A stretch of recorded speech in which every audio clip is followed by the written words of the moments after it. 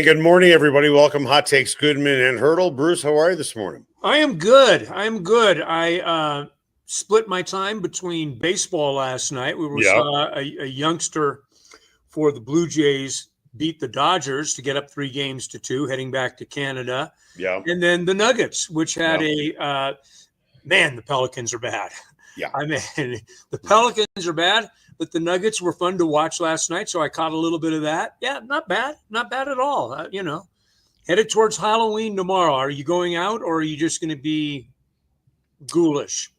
Ooh, that's a good question. I will be leaving for Minneapolis for a fundraising event. See, you've got important things going on, not frivolous things. And it'll be nice because I'll be able to see family out there. My sister has lived in Minneapolis for 30, 40 years, something like that. Fun. My nephew's out there. He just got married. They have a baby.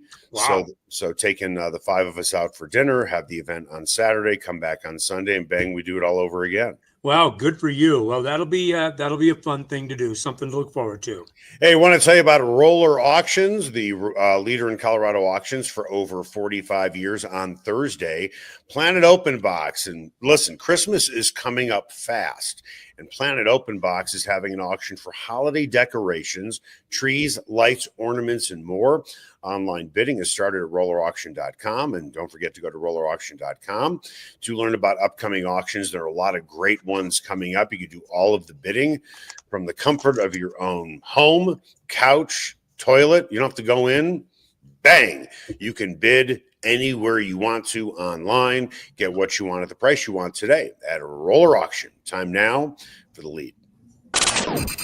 The lead is presented by Smokin' Dave's Barbecue. It is not just the best barbecue in town, it is one of the best restaurants in town. You can find Smokin' Dave's Barbecue off 36th and Pecos. We talked about the possibility of the Broncos dipping into the trade wins next Tuesday and getting themselves a tight end. You know, they were down to 2. Well, now they have someone who is healthy, who is 41, who, if he actually plays in a game, will be the oldest tight end to ever play in the NFL. His name should sound familiar. He's been around forever, I think since the Carter administration. Marcedes Lewis. What are your thoughts on this move? Fits the bill for what Sean wants, a blocking tight end, which is important in his offense when they go heavy.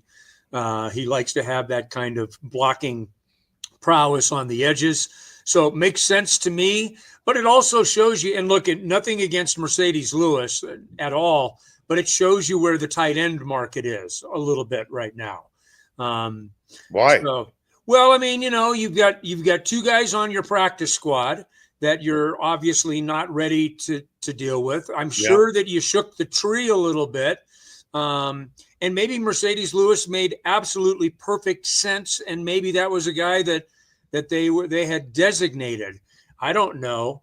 But it seems to me that that 41-year-old tight ends would probably be down on the list a little bit.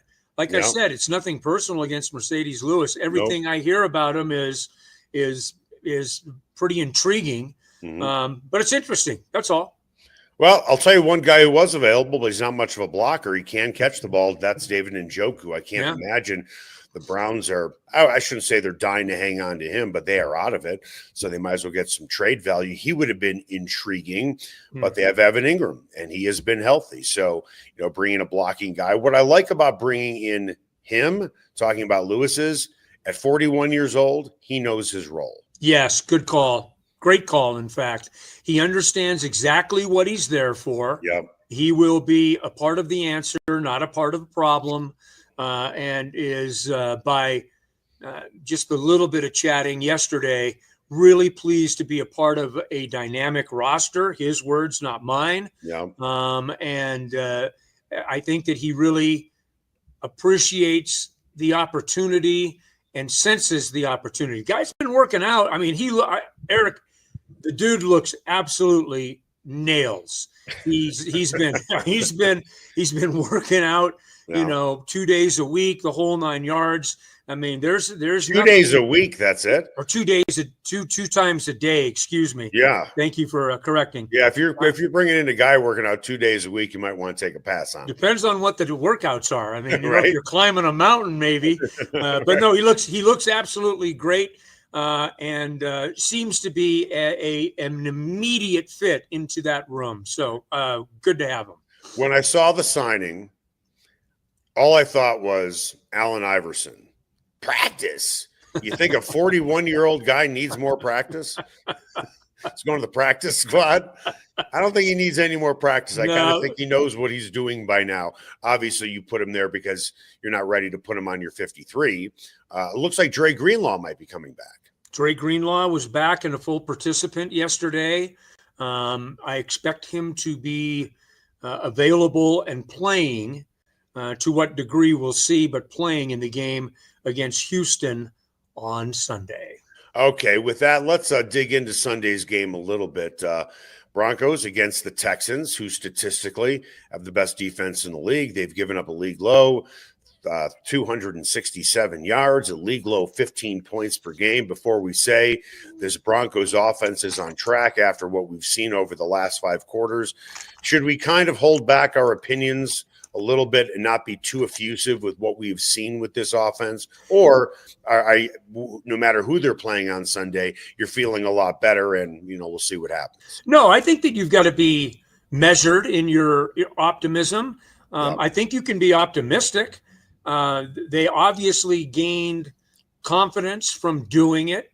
Sean's the one that talks about it all the time. How do you gain confidence? Through demonstrated ability. They demonstrated it.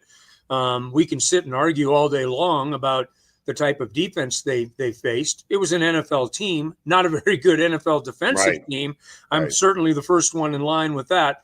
But I do think the Broncos are,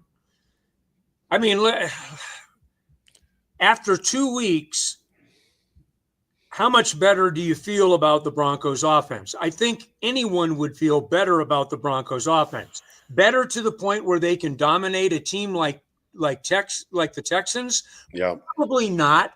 I mean, the Texans have held they've given up 121-point game, and the rest of the games they've given up 20 points or less. That's their demonstrated ability. Let's look at the teams they faced, specifically early in the season. They held the Rams to 14. They held Baker Mayfield and the Bucs to 20. The Jaguars were rolling early, and they gave up 17. By the way, all of those losses because the offense couldn't score at all. Right. Then they played the Titans. I mean, they are pretty much everybody's homecoming opponent. The Ravens, no Lamar Jackson. Seahawks have a pretty good offense. Yes. And the Seahawks did score 27 on them. But you could make the case they have a better offense than the Broncos do.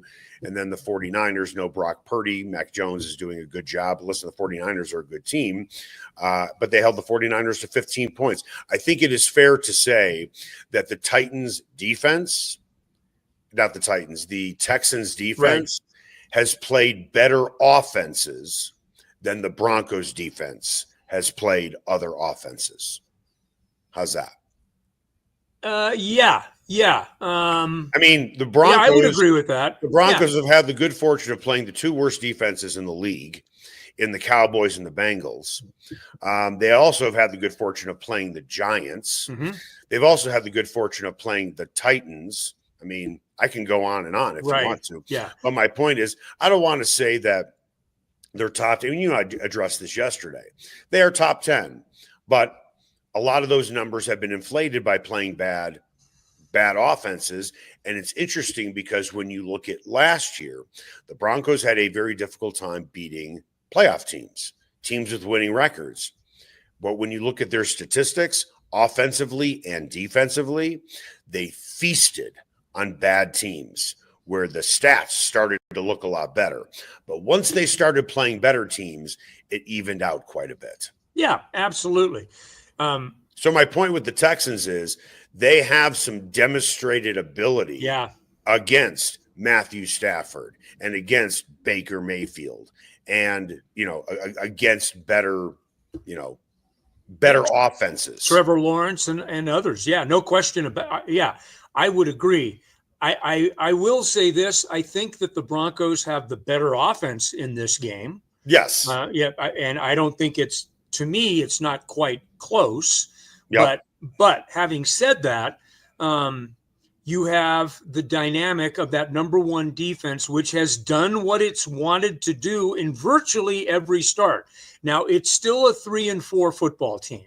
Yep. So, there are chinks in the armor as you look around. They're 17th in total offense. They're 17th in rushing. They're 16th in passing, 20th in points scored. So on that side of the ball, even with a really good performance last week and a very productive performance last week against the 49ers, this is a team that's been left a little wanting. And you know what's really weird, Eric? Even for this defense, where it's so good, they're only 19th in sacks.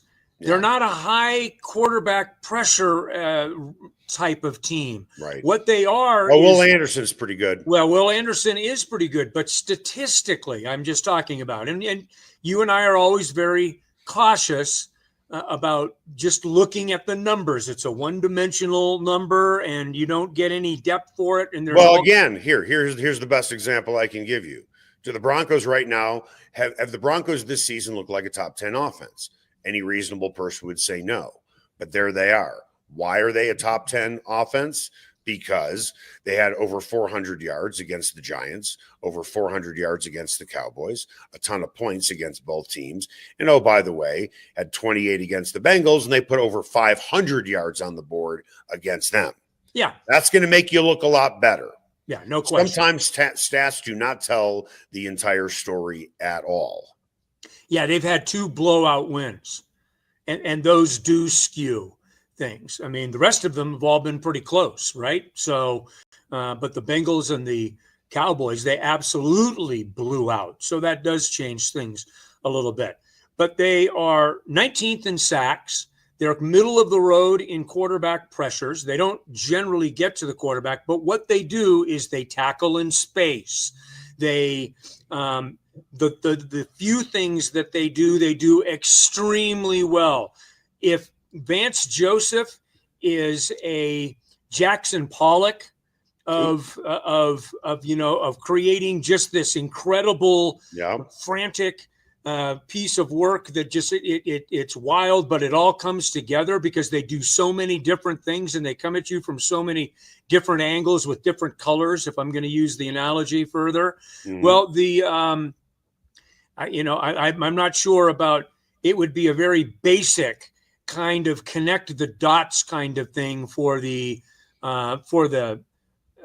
Texans, who do it extremely well. So in other words, they don't do a lot of exotic things defensively, but the things that they do extremely well. And that's why they're so good. They have also forced 11 turnovers. Yeah, they're great. In 7 games. Yeah. The Broncos have forced 7 in 8 games. Correct. Absolutely. And that's a big difference as well. Sure. When you have an offense that is struggling like the Texans are, your defense kind of needs to give your offense some pretty good field position. The defense has not done that consistently enough for the Broncos, although that Strenat interception clearly turned the entire game around. Yeah, right. Yeah, no question about it. No, and that is a place where there's a lot of disparity, and it speaks to what we're talking about. That is a focal point for DeMeco Ryans' defense. They take the ball away, and so this is a game where you've got to be aware of those things right from Jump Street. It's a great. I love it that you have these challenges week to week. It was good to have the number one offense in the NFL into Mile High last weekend. The defense won that battle pretty emphatically. The Broncos defense was the better unit in that game. It just so happened the defense was probably the best unit. The Broncos offense was probably the second best unit. And then the Cowboys filled in the rest of the roster. So look, I'm with you. I still think there's proving that needs to be done. Now you're looking for, look, you've seen the ability to be explosive. You've seen the ability to run the football. They're the third best rushing attack in the National Football League. What were we saying early in the season about the Broncos? Run the ball, run the ball, run the ball. And if you can run, if you can run the ball effectively, and we're starting to see that, it does change everything. Having said that, there's still enough that we need to see from a standpoint of consistency. You don't have to go win this game scoring 44 points. That's not realistic. You know what you're going up against, but can you score 24? Can you score 23, 24, 25 points? Because I think if you can, you probably win this game. Okay. If the Broncos find a way to score 28 points or more against the Texans, the number one defense in the league, and then against the Cowboys, they completely shut down the top offense in the league by the Cowboys standards, give me a reason why the Broncos should not be the overwhelming favorite to win the Super Bowl as of right now. If they shred the best defense in the league and shut down the best offense in the league in consecutive weeks, give me a reason why they should not be everybody's favorite as of right now. Well, I mean, I'll get microscopic on you a little bit. Yep. I mean, they're not good enough in special teams consistently for my liking yet. I mean, that's still a work in progress. They were fine last weekend, but you know what? It was the type of game that you don't even notice them.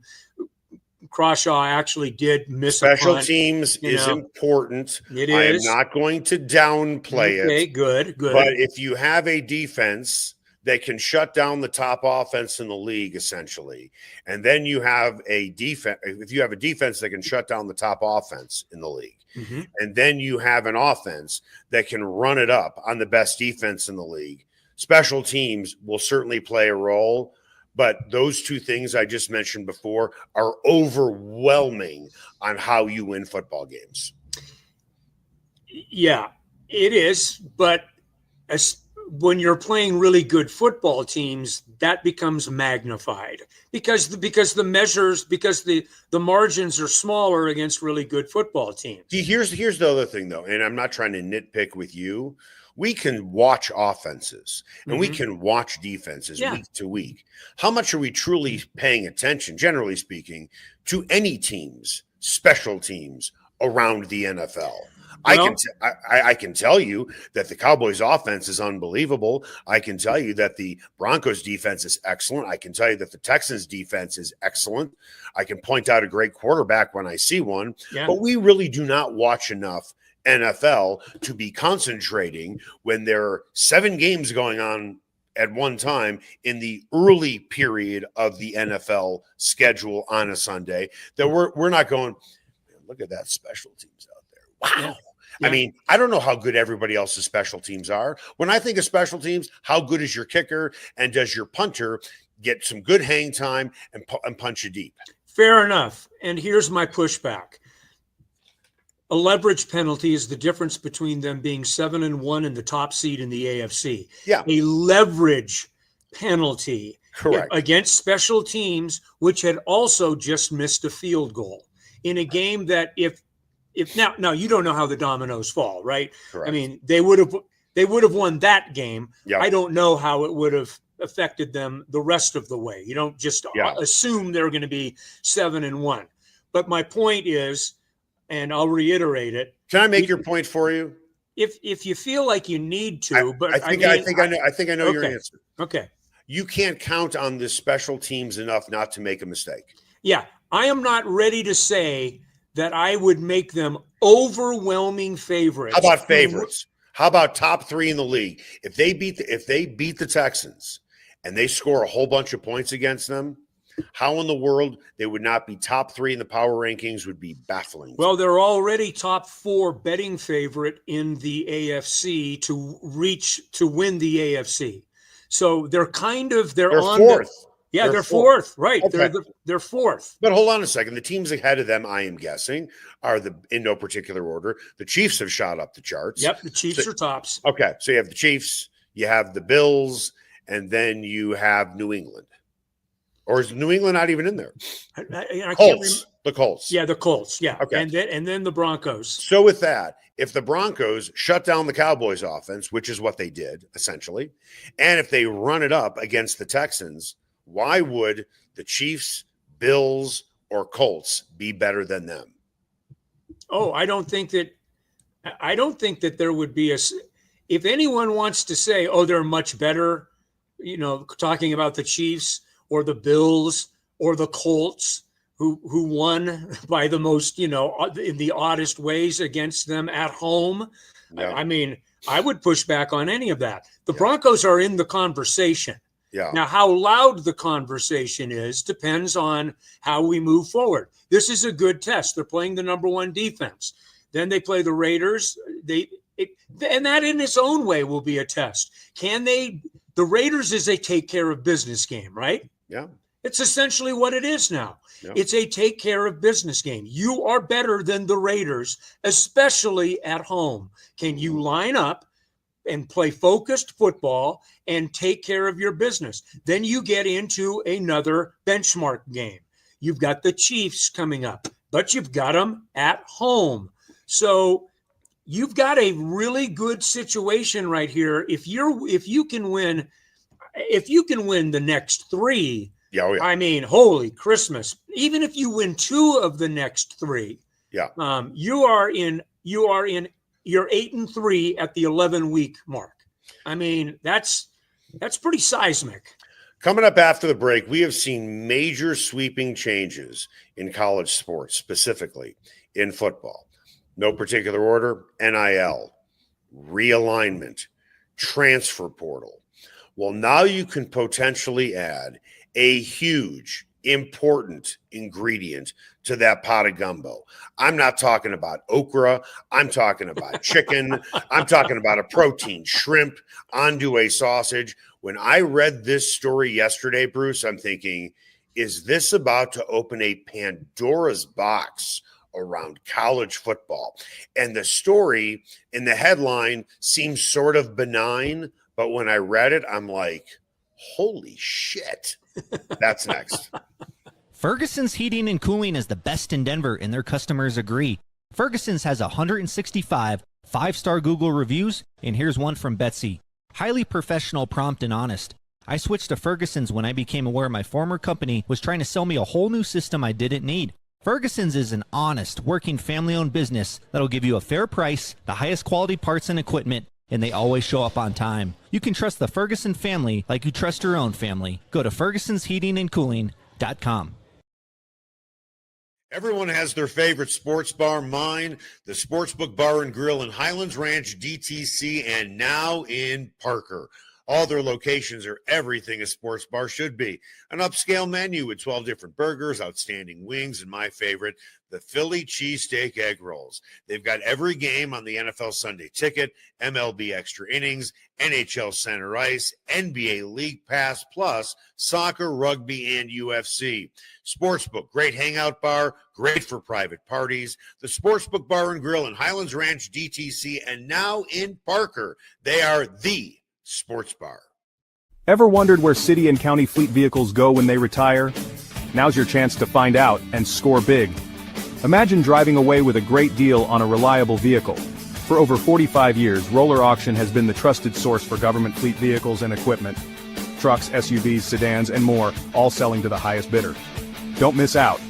Visit roller.bid/hot takes to get auction updates today.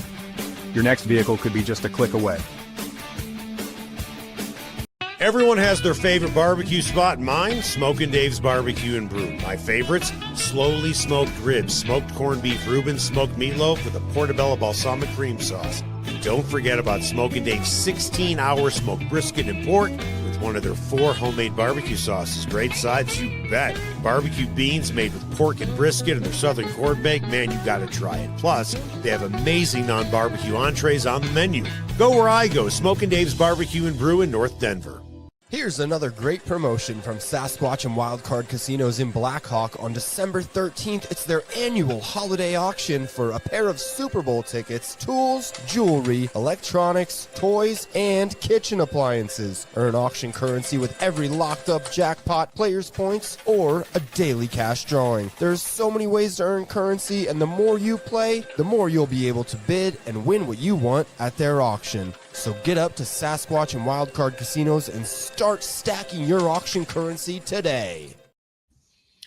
And welcome back. Hot Takes Goodman and Haertl. It is tailgate season, and if you are tailgating, you don't have to do the cooking anymore. You can cater in from Smokin' Dave's Barbecue and Brew, and their location is perfect. If you want to tailgate in Boulder, because it's right off of 36th and Pecos. It's right around the corner from Empower Field. And here is a suggestion for you if you're going to have a smaller tailgate. It's called the Big Kahuna Belly Buster, a full rack of St. Louis ribs, a whole chicken, half pound of pulled pork, half pound of beef brisket, served with 4 large sides, and the sides are outstanding. The mac and cheese is great. Love their coleslaw as well. Their baked beans are unbelievable because they're made with pork and brisket and stuff like that. 6 pieces of cornbread, up to 5 to 7 people, under $100. Wow. You cannot do a tailgate better than that with the quality for under $100, even if you try it yourself. Smokin' Dave's Barbecue and Brew, you can find them off of 36th and Pecos. Time now for What's Trending. What's trending on Hot Takes with Goodman and Haertl? Brought to you by Mile High Sports. Bruce, when I saw this story, I was like, wow. And some people who are watching the show in the Denver market will say, well, what does this have to do with Denver? I think it has to do with college sports in general and what could be a major shift. Louisiana Governor Jeff Landry told reporters yesterday that the LSU Board of Supervisors will form a committee to find the school's next head football coach, not the athletic director, Scott Woodward. This is what Landry said about Woodward. We're not going to go down a failed path and this pattern again. Woodward wrote that Jimbo Fisher's contract at Texas A&M for $70 million or something, that was on Woodward's watch when he was at Texas A&M. Right. He said, we have a $53 million liability with Brian Kelly, the guy that we just fired. He said, I believe that we're going to find a great coach. The Board of Supervisors are going to come up with a committee, and they're going to find us a coach. Woodward, again, responsible for the Fisher contract and the Kelly contract, the 2 largest buyouts in college football history. I understand Landry is all bent out of shape about this, and the facts speak for themselves. But do you really think the LSU Board of Supervisors is going to do a better job and is more qualified to hire a head coach than the athletic director? How many cooks do you need in the kitchen? I'll go right to where you're comfortable with it, right? I mean, yeah. I'm not wild about this, even though I would agree that Woodward has, when you stop to think about it, those are pretty egregious swing and misses, right? I mean, you're talking about a lot of money to get out from underneath those 2 mistakes. So I understand that part of the equation, but a committee of unqualified. I mean, I don't know. Maybe there are football centric, athletic centric people on this politically appointed committee that is going to make apparently the next decision at LSU. That means that to me is a little bit of a slippery slope, but whatever. Sometimes when trades are made, when free agents are brought in, you got to do your homework. George Paton messed up with Randy Gregory. He knew exactly what he was getting. But there are times when trades happen or free agency happens that the guy has been terrific, and then he goes to a new place, your team, and he isn't very good. It's not the GM's fault. It's not the athletic director's fault. If you hire somebody who really checks every single box for you, right. it isn't successful. It was a great move at the time. Let's look at Russell Wilson as an example. Sure. Did anybody truly argue No. Russell Wilson should not have been the quarterback of the Broncos when they had a chance to get him? He just didn't work out. Now, if George would have done a little bit more homework on what people in Seattle thought of him and why they felt he was on the downslide and why they were so eager to get rid of him, maybe that would have changed George's mind. But let's face it, all executives and GMs and athletic directors believe if they come to my house, I can turn them around. That's where guys get in trouble. However, when you look at the hirings, specifically Jimbo Fisher and Kelly in 4 of his last 5 seasons at Notre Dame, the Irish record was 44-6 and had 3 top 5 finishes. Right. 4 of his was that a bad hire? Hell no, it wasn't a bad hire. It was a great hire. Right. It just didn't work out. Jimbo Fisher, when he was at Florida State, got that huge deal to go to Texas A&M. Were Texas A&M people saying, why the hell did we hire a guy where in 4 of the last 6 seasons at Florida State, the Seminoles had 4 top 10 finishes in a national championship? Were people down at A&M saying that was an awful hire? Of course they were not saying that. Just like here we were saying, we got to get Russell Wilson. It didn't work out. But when I see the word supervisors, plural, how many fucking supervisors are there? And to your point, how many cooks are there going to be in the kitchen? It's a great question. It's a daunting question. I mean, are the supervisors people who've actually hired people in the past, specifically football coaches? I would be very surprised if that was the case, but maybe it is. So, I mean, I don't have everyone's resume lined up in front of me, but I would be very skeptical about that process. Committees, I'm not big on committees to make this kind of decision. I don't like search committees, things like that. I think, search committees that do this professionally. Yes, that's a different thing, right? But we're not talking about that. But what the hell are the board of supervisors? Now, Mandy and I were actually having dinner last night. Both of us worked during dinner, but we went out. And I was telling her about this story that we are talking about now. Mm-hmm. We were over at the sports book and just, having, of course, the Philly cheesesteak egg rolls along with other things. I mean, goes without saying. You got to order those, right? And she said to me, and I gave her my answer. I'm curious to know your answer. She said, why in the world would a school sign a coach and give that coach that type of buyout? She said that's ridiculous that you would hire a guy, fire him, and then be forced to give him $76 million. That's Jimbo Fisher. Then you hire Brian Kelly, and you're forced to give him $53 million or whatever the hell the number is. So her question was, why would any school do this? I gave her my answer. I'm curious to know your answer. Just as a fail-safe, I mean, a deterrent. Deterrent for what? Well, actually, probably who's getting deterred. Yeah, right. Yeah, not a deterrent. I mean, I'll tell you what I told her then. Yeah, but go ahead. I said, Brian Kelly is not going to even walk in your door, and neither is Jimbo Fisher. Yeah, with their resume, right? Without major assurances, they won't even talk to you unless there's a major buyout. If you decide to fire them, because they have earned that. A bunch of top 5 finishes, national championship. You're right. 10 finishes. Yeah. Now, if you get a defensive coordinator coming from James Madison, who wants to be your head coach at, I don't know, LSU, for the sake of argument, he's not going to get the same buyout. Right. No, absolutely not. Colin Klein's a really good example. He's one of the hottest names in college coaching right now. He's the offensive coordinator at Texas A&M, ironically. Yeah. And his name is being mentioned very prominently right now with the openings around college football. I personally think Colin would go, and that's a native Coloradan, by the way, Colin Klein.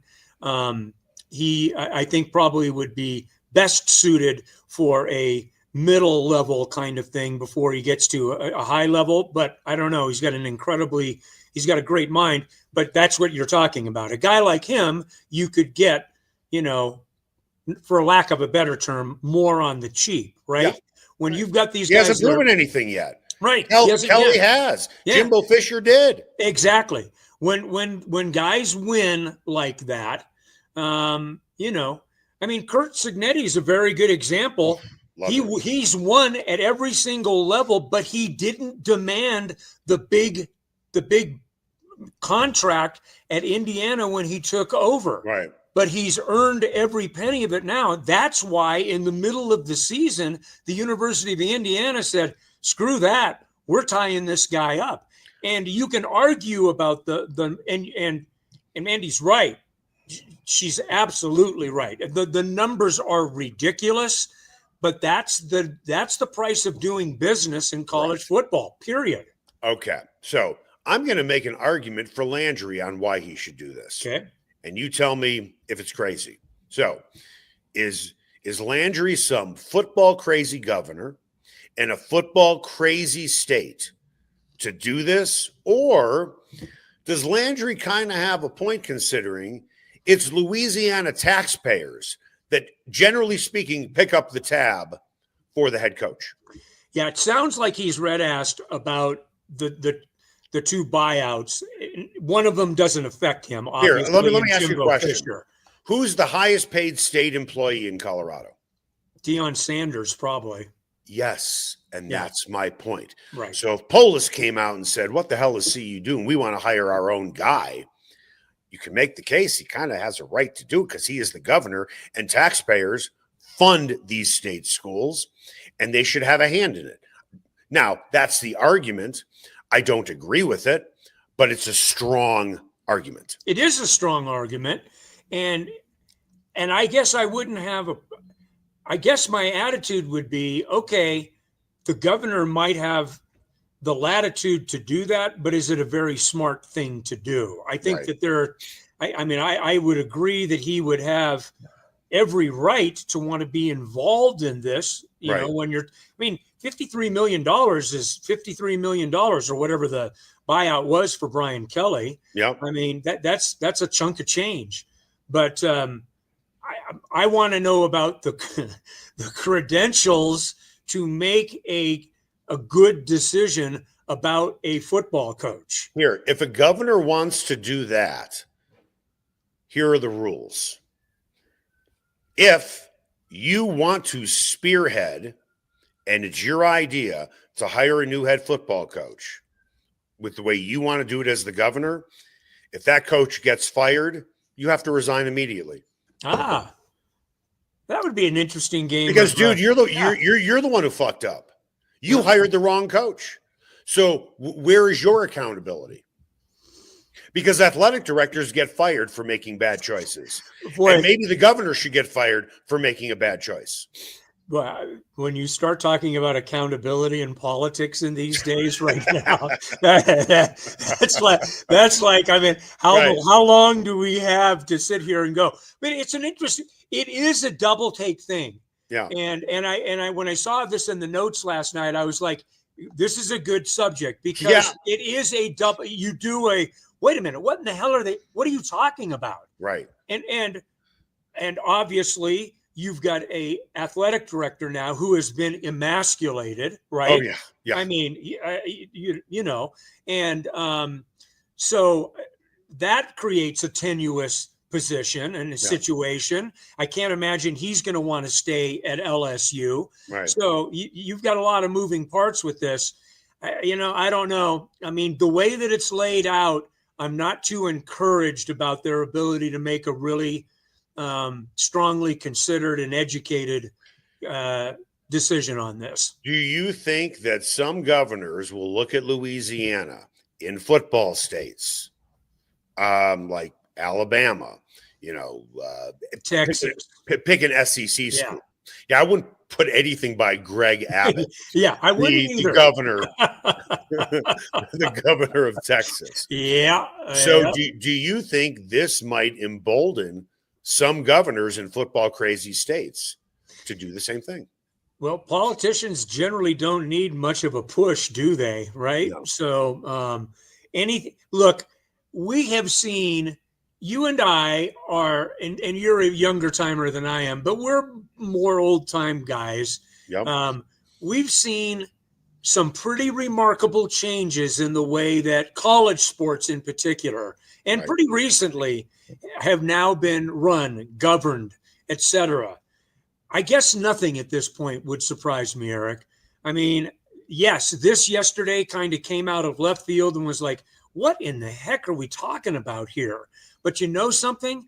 It kind of fits with where we are in college football, which is shake your head and try to figure out what in the hell is going on. I am going to share a story with you that I've never told you, I believe. And you covering K-State for as long as you did, you're going to be like, what? So when I was working at Topeka, Kansas, and you were working in Wichita, I was there from 92 to 94. I don't know how I got to know John Weefald pretty well. Yeah. Great guy. President of Kansas State University. And I am sitting in his office, and he and I are just shooting the shit. And they had just let go of their basketball coach. Actually, I take that back. I think it was Dana Altman that left to go to Creighton. Is that right? Yep. Yeah. Yep. So they're looking for a new head basketball coach. I think my chronology is there.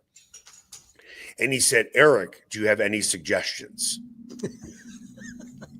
I'm like 23 years old. I do know college basketball. Is John Wooden available? Yeah. So I said to him, and the only reason I said this guy's name is because a friend of mine, Brent, his wife's uncle was the guy that I mentioned. But I knew enough about college basketball at the time that this guy was doing a great job where he was. And I said, have you ever heard of the name Tom Asbury, who coaches at Pepperdine? Pepperdine, yeah. And that was Brent's wife's uncle. And I said, you know, Tom, he goes, I've never heard of Tom Asbury. I said, just go look him up. Well, they hired him. They did? Yes. And he wasn't very good. No, he was not very good at all. And I kind of felt some responsibility for that. But of course you did. But I'm going to top myself with this story because I don't know, roughly 10 years ago, a good friend of mine, Jim, his son is Curtis Cunningham. Curtis Cunningham played for the Buffs on the defensive line. He was a terrific player at Columbine. And I hope I'm not sharing too much information here where suddenly it gets back to Curtis. But at the end of the day, what I'm telling you is a true story. So I'm out with JC, Jim, and he said to me, Curtis is deciding between playing for Dan Hawkins at Colorado, because Dan was a first-year head coach, or Jim Harbaugh at Stanford. Said, well, you can't go wrong with that education at Stanford. Right. You can't go wrong playing for Jim Harbaugh. But I said, I don't know. There's something about this Dan Hawkins that I really like. And he came from Boise State and yada.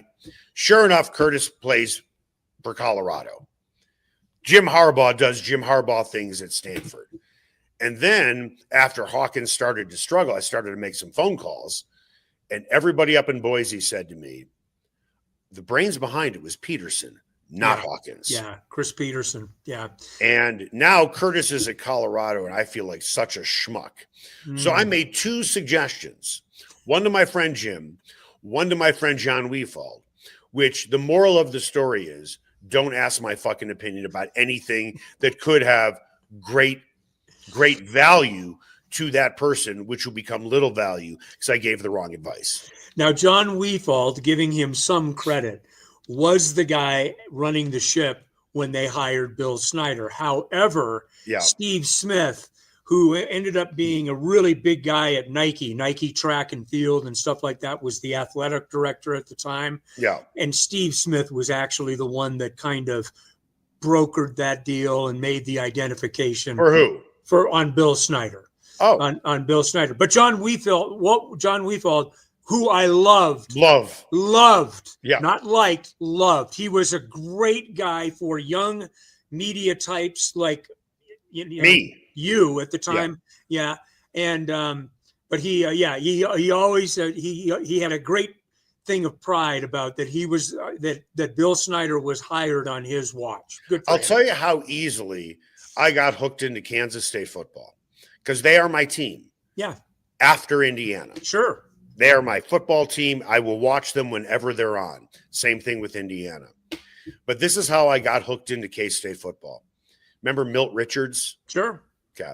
Yeah. To me, Milt Richards, and I could be wrong, but Milt Richards reminds me of what Mike Bone is. Mm-hmm. Gregarious guy, outgoing, bigger than life, statue-wise. Yeah. And I went up there and I interviewed Milt Richards. I just gotten to Topeka, Kansas. And so did the interview, yada, yada, yada. 3 days later, he sends me a beautiful purple golf shirt that says Kansas State on it. And it's like really, really, it fit great, but more importantly, it's great fabric. It was like this great shirt. And I had very little money at the time where I was working in them. I wore that thing out in Topeka, Kansas. Good advertising. Tremendous. But I became a fan instantly that day. Yeah, absolutely. Because of what Milt did. Now, if anybody ever sees me walking around Denver, you will never see me with any gear. No. Broncos, Avs, Nuggets. I never did it in Buffalo with the Bills or the Sabres, never in Chicago with any of the teams that I covered. The only time I ever wore a piece of gear from a school that I covered or a team that I covered was K-State. Yeah. Hey, I had no money to even buy a shirt like that, but I wore that thing out.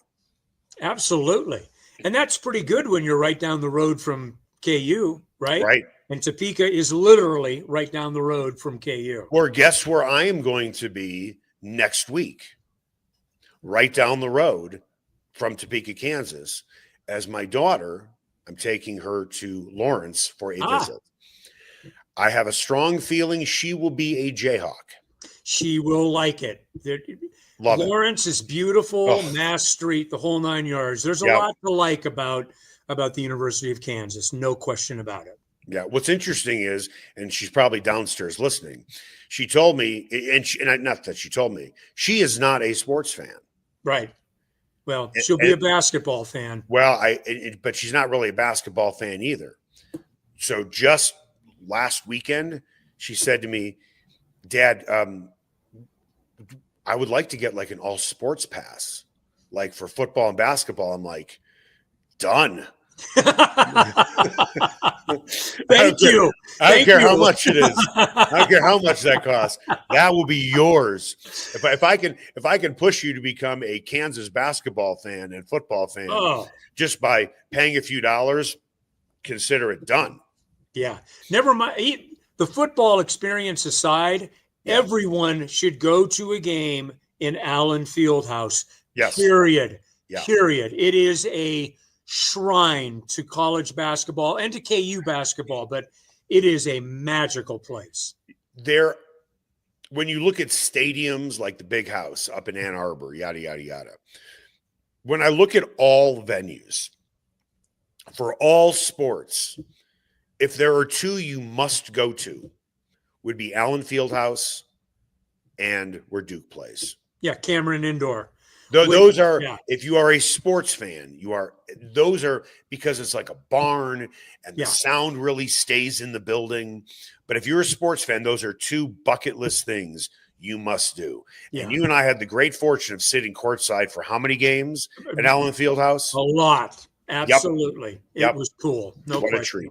All right, that's going to do it for us. Hot Takes, Goodman and Haertl. Make it the best possible day you can.